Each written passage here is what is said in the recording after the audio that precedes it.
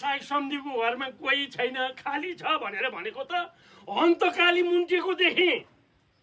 अर्कालाई होच्याएर बोल्दा आफू पनि त्यसै हुँदैन।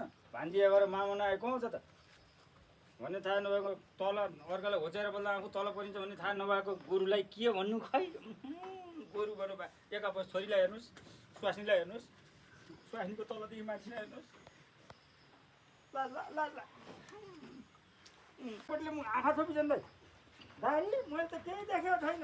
एक आपस गर्नुहोस्, छोरीलाई हेर्नुहोस्, दुब्रो काट्नुहोस्, बुढीलाई हेर्नुहोस्, दुब्रो काट्नुहोस्। ओके कलम ल्याऊ।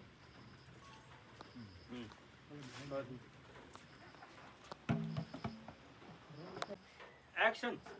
मैले त केही देखेको छैन दारी, तिमीले केही देख्यौ र? कोला कोला होइन, यो अन्तकालीको सन्तान कहाँ र मुन्ट्यो? मुला सागका सन्तान त छैन नि त, यो कसरी आयो? बा तिमीले केही देख्यौ र भनेपछि देखेँ। मेरा सम्झीको घर लिलो रहेछ मेरी आमाको जवानी।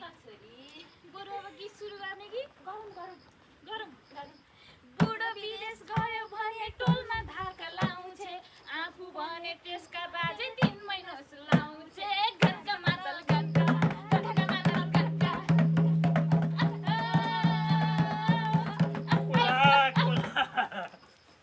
ये उल्काएर अचम्म कली धपक्कै बोली भने यही हो कि के लुगा लाग्यो? छोरीले लगाए त ठिक छ, तर आमाले ए भगवान् यो देख्नुभन्दा अगाडि मेरो कान पट्याङ किन फुटेन? छरछिमेकीले देख्यो भने के भन्ला?